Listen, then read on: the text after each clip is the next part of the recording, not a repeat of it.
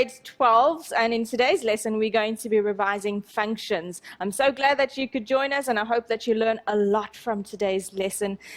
If you've been doing functions, and obviously you have if you're already in grade 12 maths, if you've been doing functions for the last few years, you know that there's so many interesting applications of functions. Functions are literally all around you. You just have to look for them. So what exactly are we going to be doing in today's lesson? Well, we're going to look at some of the key concepts that you've already covered in grade 11 functions.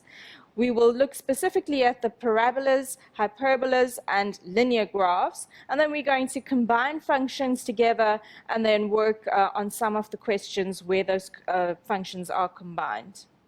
All right, so what I'd like to do is to start off the lesson by throwing it back to you, giving you some time to discuss the terminology, some of the concepts that we will be doing today. And the most important thing, you keep hearing this word, function, function. What is a function?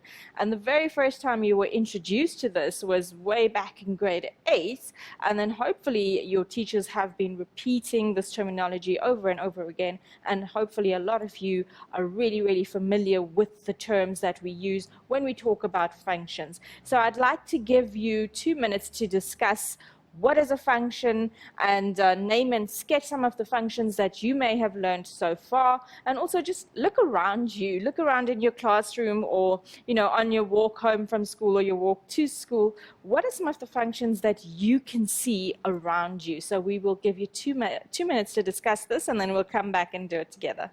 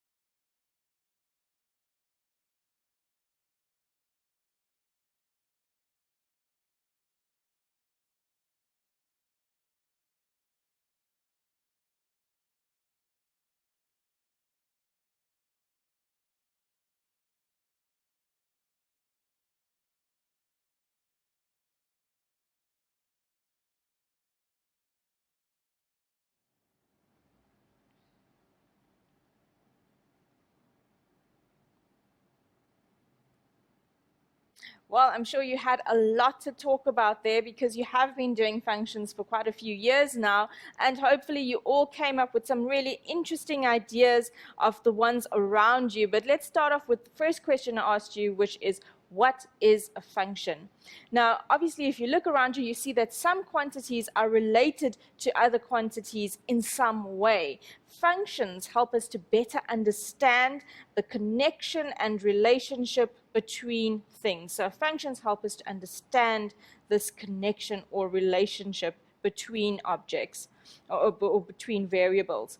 Functions can take on inputs from many variables, but always give the same output that's unique to that function. So if two variables are connected in some way so that each value of the one is dependent on one of the values of the other, then we say that one is a function of the other one. So for example, if you think about just in nature, what's around you, something that could be a function is if you look at temperature.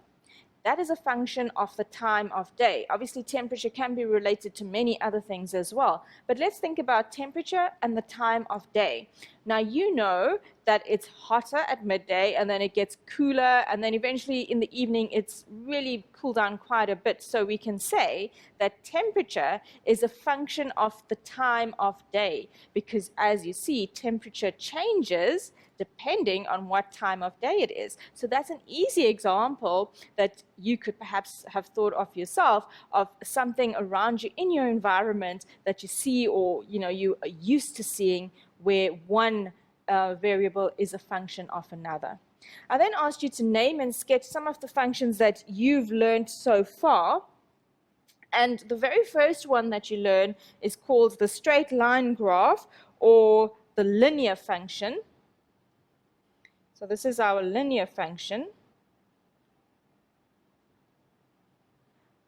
All right, and remember, the important thing with a function is two variables are connected. So we say a function relates an input value. Let's just write this down. So a function relates an input value, which are usually your x values, but it can be any variable, an input value to a unique, and that's the important thing, to a unique output value.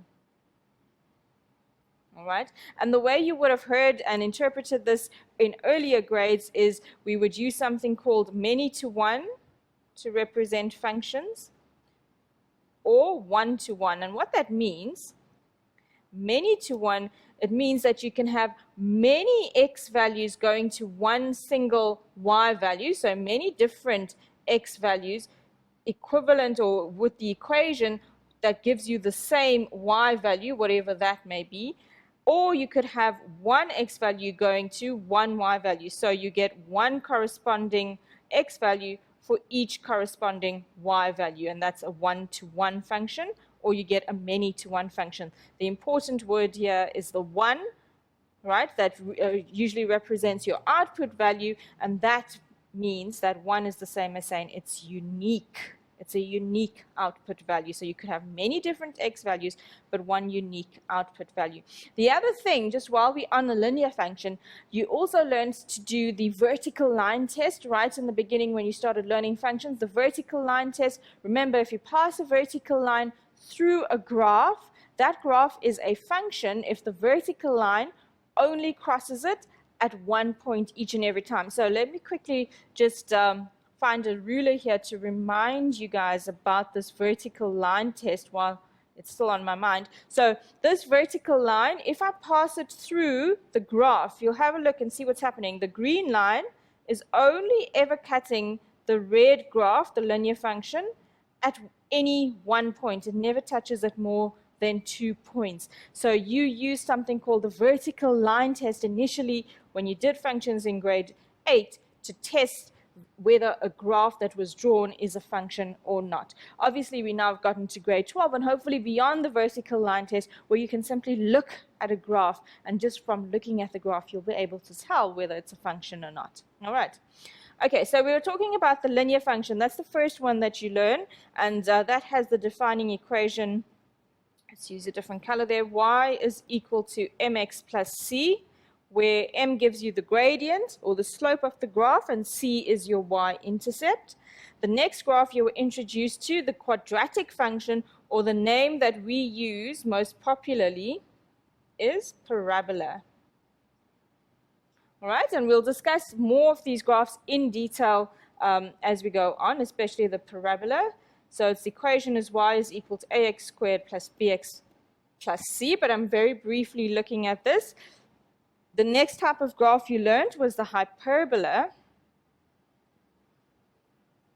And we're also going to do this one in a little bit more detail later on, so I don't want to dwell on this too much, but this was the function that was defined by y is equal to a over x minus p, or x plus p plus q. All right, and we'll discuss a little bit more about those variables as well.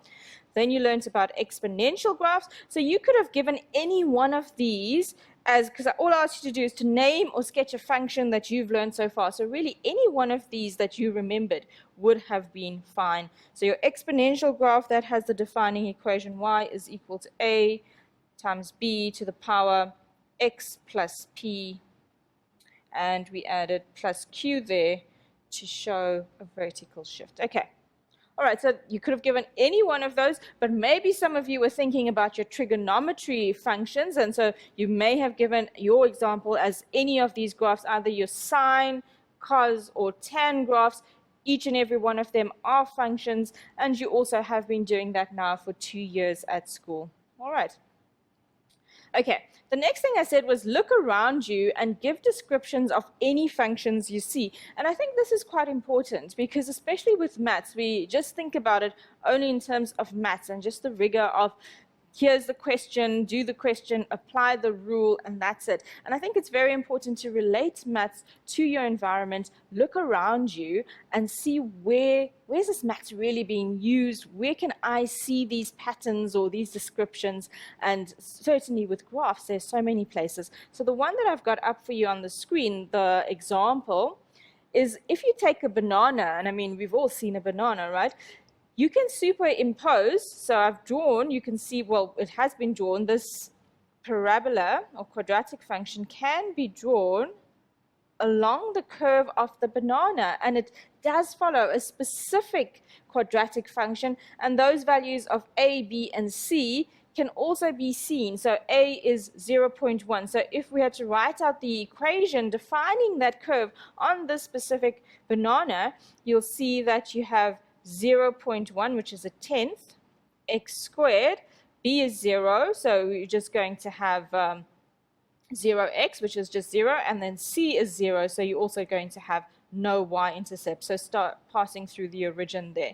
Okay, so your defining equation, y is equal to 0, 1 x squared, perfectly describes this curve that you find in the shape of a banana.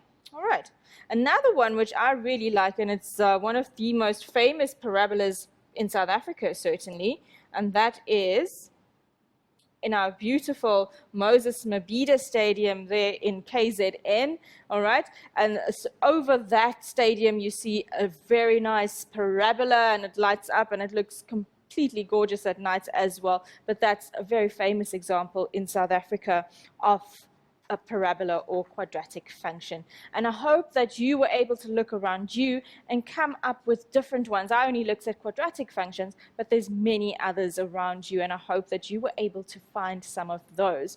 All right, so what I want to do now is I think I want to give you some time to quickly think about some key concepts, and then we'll take a quick break after that and come back and discuss it. But I'd like you to think about the concepts of the quadratic function and the hyperbola. And what we can do is, while you're thinking about that, your key things that you can come up with, what you can remember really about quadratic functions, what you can remember about hyperbole, you can write that down, and we'll take a quick break while you're doing that, and then we'll come back and discuss these two graphs together. Welcome back, everyone. So during that break, I gave you a little task. I said, please discuss everything you remember about a quadratic function and everything you remember about a hyperbola. And hopefully you remembered quite a few things. But in this segment, we're going to go through and discuss those properties and just jog your memory if you have forgotten. Okay, so one of the graphs that you will see over and over again is the quadratic function, which we commonly refer to as the parabola. Okay. Now, in the graph that I've drawn for you, I want to point out a few key features. But before we do that, let's just remind ourselves the defining equation of a parabola is y is equal to ax squared plus bx plus c. Or you may sometimes see it written in the other form, the completed the square form, which is y is equal to a into x plus p squared plus q. Okay, so those are the two defining equations. Both will give you exactly the same thing, provided the variables are the same. All right, now let's discuss some of the key points that you will see on a parabola. Our specific graph that we have drawn here, we know that a is greater than naught. How do we know this? Well, we have a minimum turning point, or a happy face graph, as I like to say. So we have a is greater than naught, giving us a minimum turning point. and therefore we have this parabola corresponds to a being greater than naught. Now let's look at some of the other lines and arrows and stuff that you see on your screen. So you can see that's been marked off the line of symmetry, or what we call the axis of symmetry. Okay, and what the axis of symmetry does, symmetry being the key word there, it exactly divides the curve into two equal pieces. So this graph is symmetrical along this line, along that axis of symmetry, which I'm just going to make a little bit darker for you. So there's your axis of symmetry, and that divides your graph into two perfectly equal halves. All right. You will also remember that you have a turning point in a parabola. Now, what a turning point does, well, it's where your graph turns, obviously, but it turns at the axis of symmetry and some value for y. So this is our vertex or our turning point. That's the word we more commonly use. And the turning point, to get the coordinates, it's x is equal to negative p, and then the other value, the y value, is q. All right, so your turning point is made up of minus p and q. Okay, so that's the value there that's showing the arrow vertex. Okay, the other important thing that you need whenever you're sketching a parabola, certainly, is your x-intercepts. And remember, your x-intercepts are where the graph cuts the the x-axis, and it's where y is equal to 0. So you let y equal to 0 to find your x-intercept, and then your y-intercept, that's where the graph cuts the y-axis, and that you get by saying let x equal 0. So those are the points of intersection with the x-axis and the y-axis. So when you're drawing this curve, now remember there's a couple of things that you need to find if you were sketching your parabola. You need to know the shape, so you need to know whether a is positive or whether a is negative. So if a is positive, you get a graph similar to the one I've got on the screen, where you have this happy face graph. In other words, you have a minimum turning point, minimum problems, as I like to think about it, so therefore you've got a smile on your face, right? So you get that graph. Or if you have a being less than naught, you get a negative graph. Let's draw that one. So if a was less than naught, we get a turn like that, and that's more like a frown, right? Because you've got maximum problems. Okay, so if you have a being less than naught, you're going to get a maximum turning point. Okay. And then some of the things that I'd just like to remind you about as well. So if we go back to our defining equation, y is equal to a times x plus p squared plus q. So this is going to describe the shape, right? The p tells you the horizontal shift, or in this case, it's going to give us our axis of symmetry when we're dealing with parabolas. Okay. The q will give you the y part of the turning point, or it will also be a vertical shift. So there's two ways to think about these variables, right? And I think that's everything that I mentioned there. So we've got the P done, the Q done, the A. And if you've got all of those things in mind, you'll be able to sketch your parabola in a really good way, in a way that will give you all the marks in your tests and exams. So that's it for the parabola. I think we now need to move on to the next one, which is the hyperbola. And yes, there is a lot of things to remember, but you guys have been doing these graphs, certainly the parabola and the hyperbola now, since grade 10. So hopefully over the last 2 years, you've accumulated a lot of knowledge, and now all of this is just coming right to the top of your mind and you remember it well. Okay, so now we're looking at the hyperbola. So there's some special things about the hyperbola, and hopefully in your discussions you came up with the same special points that I have here. So our defining equation, y is equal to a over x plus p plus q. That's the defining equation of the hyperbola. The very interesting and different thing that the hyperbola had was it had what we call asymptotes.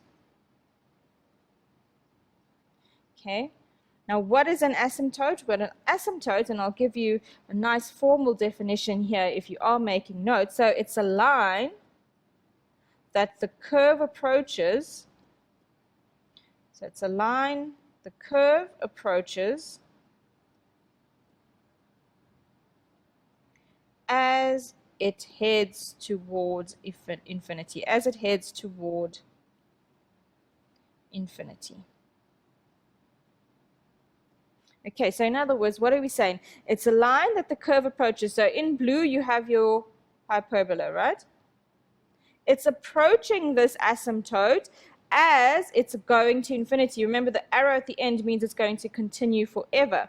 But the thing with this is this hyperbola will never ever reach the asymptote. So it's a value that it gets very, very close to, but it never actually ever equals that value. So it just approaches that value. It will never cross that line. So be very careful when you draw your hyperbole that you don't make your little arrow at the end go over the asymptote, because that is not correct. Okay, it will never ever touch the asymptote. Okay, so an asymptote, it's a line that the curve approaches as the curve heads towards infinity. Okay, other important things about this graph. We also have our axes of symmetry, and remember your symmetry, it divides the graph into two perfectly equal pieces, so they're just exactly the same thing on both sides. And here in your hyperbola, you have two axes of symmetry. We have this one that's sloping toward the right, and I will give you a general equation. This always works for any hyperbola. So y is equal to, so if I want to find the equation of this line, y is equal to x plus p plus q. That will be the equation of the line of symmetry that's sloping towards your positive numbers. So your gradient is positive.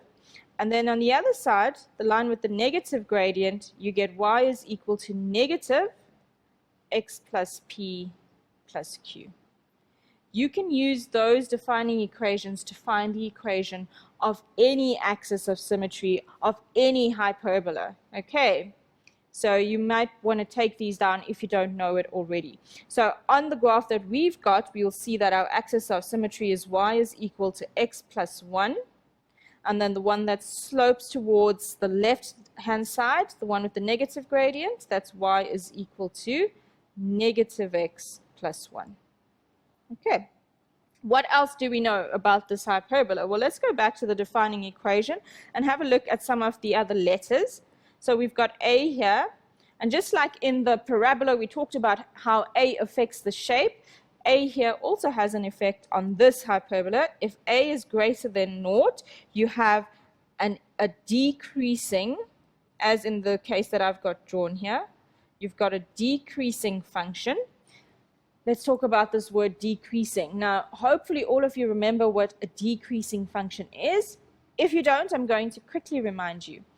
A function is decreasing if, as the x values increase, right? As the x values increase, the y values decrease. Okay, so look at your graph and see what's happening. So as the x values are getting bigger, so we're moving to the right. Okay, we're going 1, 2, 3, 4, and we're going on infinitely. Your y values start on the top there, and they start decreasing. They're getting smaller and smaller and smaller, and they're approaching this line y is equal to 1, which is our asymptote.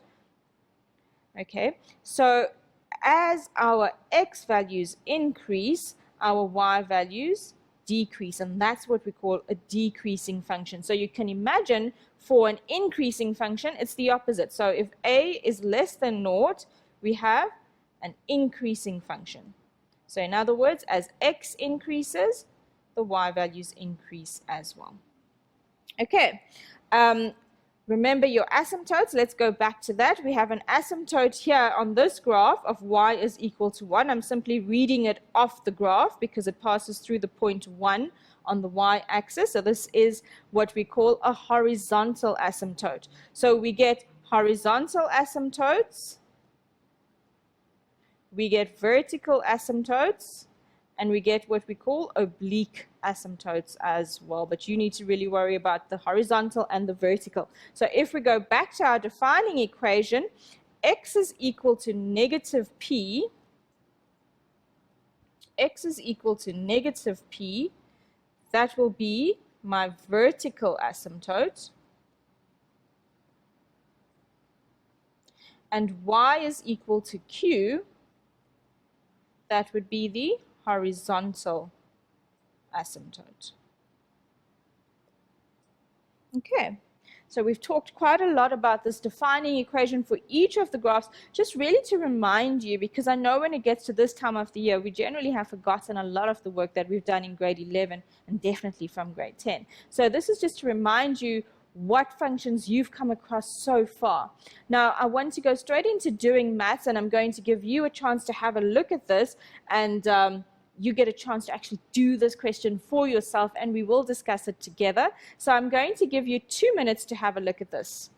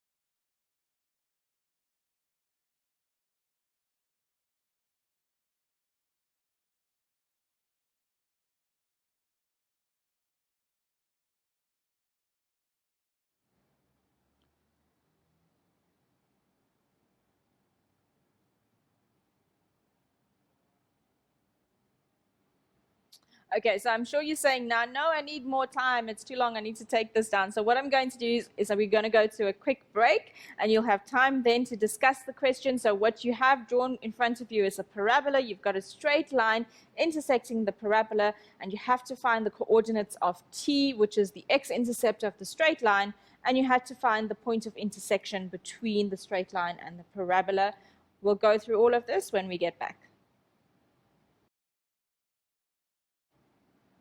Welcome back, everyone. So I hope that you've had a good discussion about your parabola and your straight line intersecting, and I hope that, more importantly, you knew what to do with this. So this is an example of what we call graph interpretation.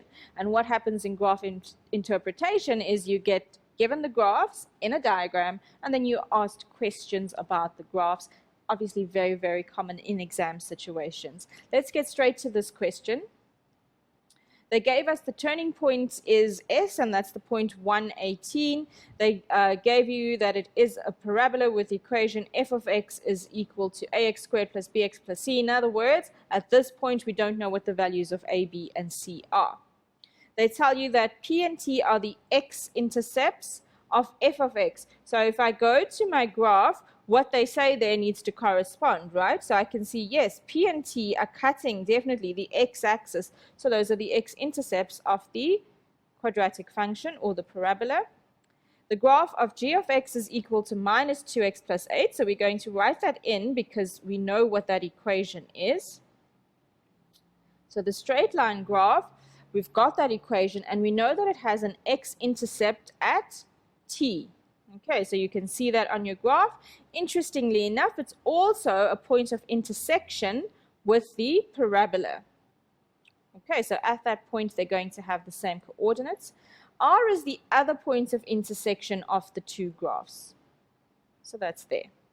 Okay, your first question says, calculate the coordinates of t. So it's a good thing that we read the question, because you would see already, and you should know immediately what to do, because t is the point of intersection, we said, of the straight line with the x-axis. In other words, what do we call that? It's the x-intercept. And remember, your x-intercept, you work out the value for your x-intercept by saying let y equal 0, because anywhere along the x-axis, your y value is 0. Okay, so it's pretty straightforward, that one. I know that my defining equation of g of x is minus 2x plus 8, and I'm trying to find the x-intercept. So I'm going to say let y equal to 0. And remember that g of x is just a fancy way to name the graph, so that's the same as y. G of x and y are the same thing. So therefore I can say 0 is equal to minus 2x plus 8. I'm solving for x, so what do? Take the 8 over to the other side, so I get minus 2x is equal to minus 8. And now I need the x by itself, so I divide both sides by minus 2. So minus 2 divided by minus 2 just leaves me with x. Minus 8 divided by minus 2 is positive 4.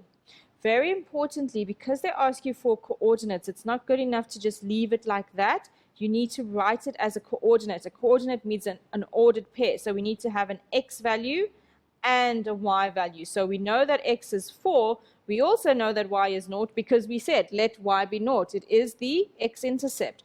And I always go back just to see that it makes sense. Yes, I'm on the positive side of the y-axis. That's where all my positive x values are. So therefore it makes sense that t is positive 4. If you really had enough time and you had maybe 20 hours to write your exam, you could even then go back and substitute into your parabola if you had the equation and see that you got the same answers. Okay. You generally don't have that much time, so just make sure that you are careful and you follow through your steps in an orderly process. Okay, let's get straight into the next one. So here we're looking for the coordinates of r, and r is the point of intersection between the parabola and the straight line. So they've given us, and that's very nice, we now have the equation of the parabola. That's important because if we didn't have the equation, we would need to go and find the values of a, b, and c. So I know f of x is that, and I know that g of x is this, minus 2x plus 8. Now you've got to ask yourself, how do I find points of intersection? And again, it's something you've been doing for quite a while now. In order to find points of intersection, so that's where the two graphs have everything in common, everything is equal, so it makes sense to equate them. So to find my points of intersection, I have to solve simultaneously. Okay, so let's get straight into that. So this is 1.2. I know that g of x is minus 2x plus 8, and I know that f of x, and they gave us this, is minus 2x squared. If you didn't have this, you would obviously need to go and find the values for a, b, and c, and you certainly do have enough information here to find those values if it were not given to you. Okay, so we've got written down now, we've got the equation of g, we've got the equation of x. I'm going to call the first part equation 1, and we can call this one equation 2. Okay, so remember, we said we can rewrite this as y is equal to minus 2x plus 8. And f of x is the same as y as well, right? It's just a different function. And I'm going to say substitute equation 1 into equation 2. Okay, so I'm going to replace y in the second equation with minus 2x plus 8. So let's have a look at that. So I've got minus 2x plus 8 is equal to minus 2x squared plus 4x plus 16. Okay. And then we need to solve for x. So we're going to take everything over to the left-hand side. So I'll get 2x squared minus 2x minus 4x, because I'm taking it over from the right-hand side, so I need to minus 4x on both sides.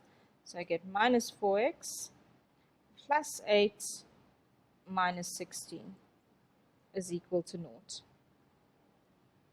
Okay, we can then simplify this, so we get 2x squared minus 6x minus 8 is equal to 0. Now, some of you do prefer at this point to factorize this equation as it is, but what I would suggest you do is just divide through by this 2 to make life a little bit easier, so you've got less factors to work with. Okay, so we divide through by 2, and we get x squared minus 3x minus 4 is equal to 0, and you can then factorize that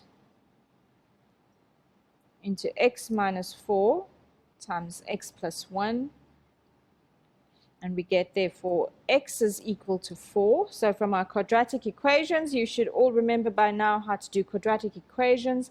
When you've got the product of two factors equal to 0, you let each one equal to 0 and solve for x. So if x minus 4 is equal to 0, I get x is equal to 4. And if x plus 1 is equal to 0, I get x is equal to minus 1. But remember, it's not good enough to stop at this point, because we need to find, again, a coordinate. So I've only got x values. I still need to know what the y value is. Now, you've got two values to choose here. And hopefully what you realize is that x is equal to 4 is not the correct one to choose, because that was already the coordinates of point T, which was the other point of intersection. So the one we're interested in is the x is equal to minus 1. That will be the x value at point R. So now I take that, I substitute back into equation 1. All right, and equation 1 was y is equal to minus 2x plus 8. So I substitute x is equal to minus 1 back in here, and I get minus 2 times minus 1 plus 8, and that's going to give me minus times minus is a plus, 2 times 1 is 2, 2 plus 8 is 10. So therefore my y value at point R is 10, and the x value is minus 1. So your coordinates there is R is minus 1 and 10. And again, I will go back to the graph, and it needs to make some sort of sense to you in terms of its positioning. Yes, we can see that it's on the left-hand side of the y-axis, so it certainly should have a negative value on x. And we can see it's on the positive arm of the y-axis, so it makes sense for it to have a positive value for y. Okay, and that looks a bit, there we go, minus 1 and 10, and that's your point, R. Okay, hopefully all of you got to the same answer. It is quite a long one, so I think the concept itself is not what will give you problems. The thing that will give you problems here is if you are careless. So if you don't be very strict with yourself and you start thinking about what am I going to have for lunch, etc., etc., etc., and you don't concentrate on what you're doing, that's when you're more likely to make mistakes with a question like this, because most learners do understand this concept of, if I'm trying to find a point of intersection, I need to solve the equations simultaneously. Hopefully you understand that too a little bit better now. Okay, I've got another question for you to do, and this one is based on the hyperbola, and we are going to give you 3 minutes to have a look at this one and then come back and do it together.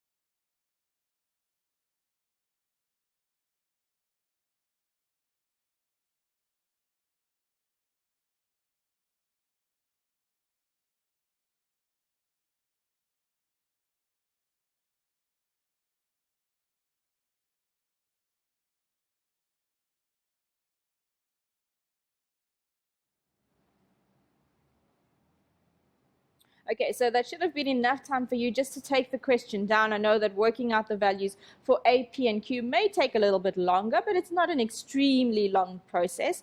Let's go through it very quickly. Okay, we've got the graph g of x is equal to a over x minus p plus q. And as soon as you see this, you should recognize this as the defining equation of a hyperbola. All right. Before I even look at the rest of it, I can already make some statements just from what I'm given. I can see that x is equal to p is going to be the horizontal asymptote. Sorry. And I'm not thinking there, so that's going to be the vertical asymptote, because obviously that crosses straight through the x-axis. So that's your vertical asymptote.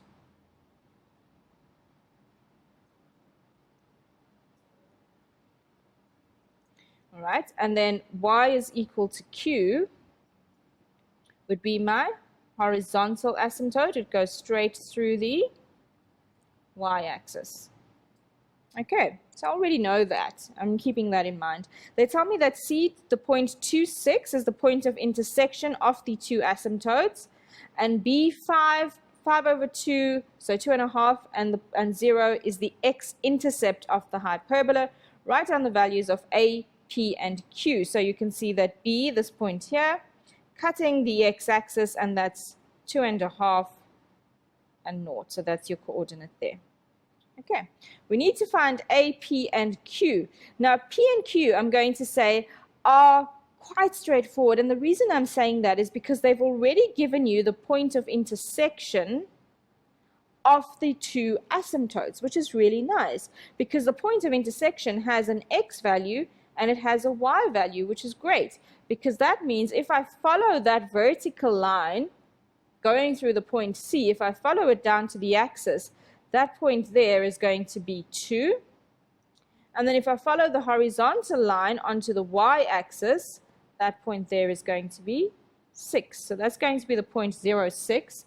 And here on the x-axis, where C, if we carry on that line, we see that it's cut straight through the x-axis at the point. X is 2, y is 0.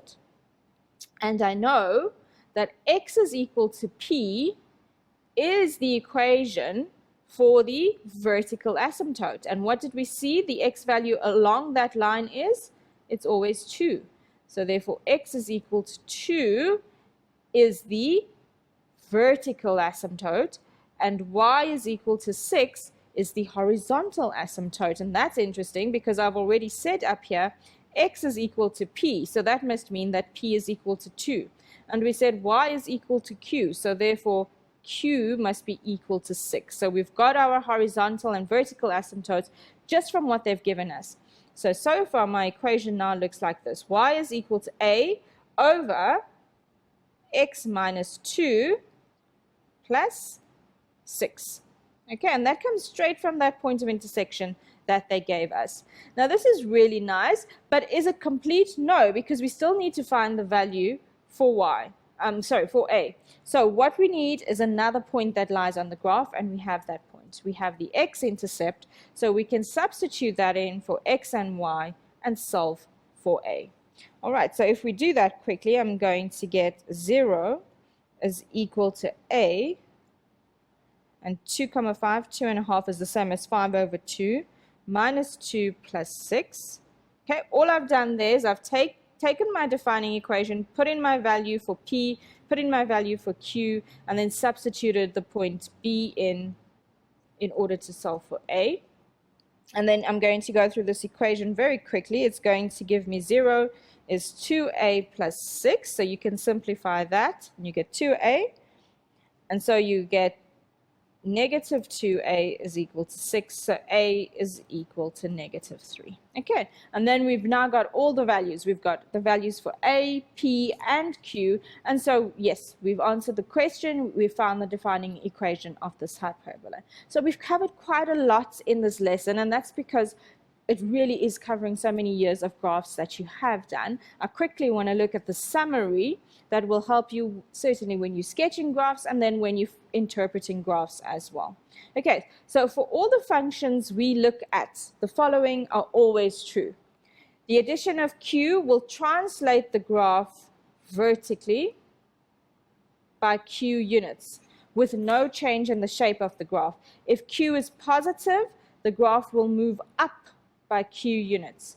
If q is negative, the graph will move down by q units. Okay, so moving down by q units when q is negative, moving up when q is positive.